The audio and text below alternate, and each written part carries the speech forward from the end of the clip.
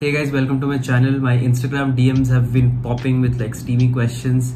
What SIM should I get? When should I open a bank account? So I'm going to address those in this video. Basically, if you're landing on my channel through this video, I'm a grad student at ASU. I'd love for you to subscribe because I'm on F1 visa and I don't get paid for my YouTube channel. So the least you can do is give me an ego boost through the subscriber count.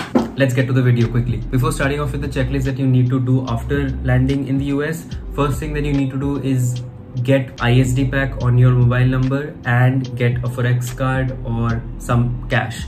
Because the thing is, once you land at the airport, you might need an Uber. Uber would probably work on your international number. But if you do not have a US number at that point, you probably won't have a US number. Then getting a Lyft might be challenging because I think Lyft does not validate Indian number. Last I checked, could have changed.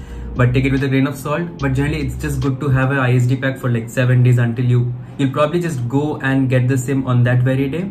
But just to reach to wherever you want to reach, you should probably get. That's what I did. I got an ISD pack just to book a cab. Although I did not need to book a cab, my friends had picked me up. That is, I think, number one. And also get a Forex card. There are multiple Forex cards of HDFC, Neo, and a bunch of other Forex cards. I personally prefer Neo because it has zero markup. No sponsorship. You think somebody is willing to sponsor my channel right now? Or you could carry a bit of cash, although I think everywhere in the US cards work just fine. So if you have a Forex card, no need to carry cash. Once you land into the US, once you go to your friend's house or your apartment or your relative's place, I think the first thing that you need to do is get a SIM. That's the first step. So I got a SIM by Mint, which is super simple. Like, you just download the application and you request the SIM. You pay some, I think I got probably $90 for 6 months. Some discount was going on then. So don't compare the rates, it could be cheaper or more expensive. I got the eSIM right at that moment, I think in an hour. So I had my SIM running on the very day I reached the US. Actually, the next day, that day I just chilled. If you're going to T-Mobile or Verizon, I don't see a lot of people choosing AT&T because I think the rates are slightly high. But if you are opting for T-Mobile or Verizon, then I'm not sure how the process is, but I think you can do it fairly quickly. Like, it's a 1-day job max. I just know about Mint because that's what I did. Mint is a 1-hour process that I can vouch for because I went through the process. So that's the first step.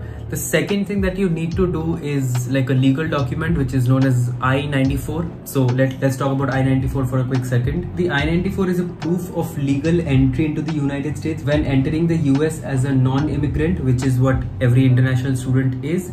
The CBP, Customs Border Protection, examines your passport and visa and then issues either a passport admission stamp or a small white card called the Form I-94. Basically, it's just a record of your entry to the US. It's like a travel document. What you should do is just Google I-94, go to this official website, already visiting and need proof of visitor status, and get most recent I-94. It's pretty simple. You just fill your basic documents and then you download the PDF. You don't need to print it, you can just keep it, but keep it accessible at all times. Third, if you're going to a university in the US to study, which I think is why you're here in this channel, you will obviously get your insurance through it's prudent to get your insurance through the university. You can get third party.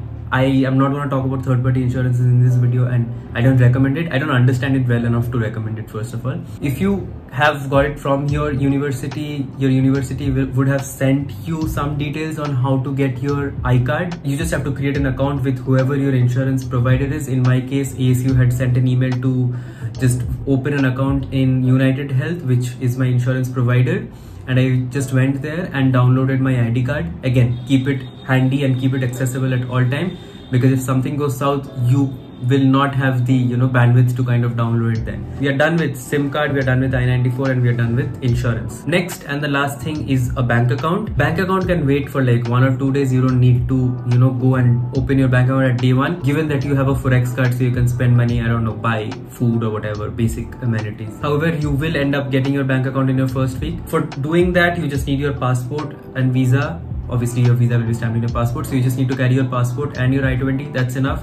I've talked about banking, not banking system, but like checking accounts in general and what to opt for in the previous video. So if you haven't and you need some info on that, do check it out. That is the fourth and the last thing that are imperative to do in the US. Rest everything comes like along with time. For example, there's credit card, there's license that you might want to get, there's a state ID that you might want to get, then there's SSN once you get an on-campus job or a TA or any source of income, then after that comes SSN. But these four are the primary most important things that you should do ASAP, probably day one or within like 2 to 3 days.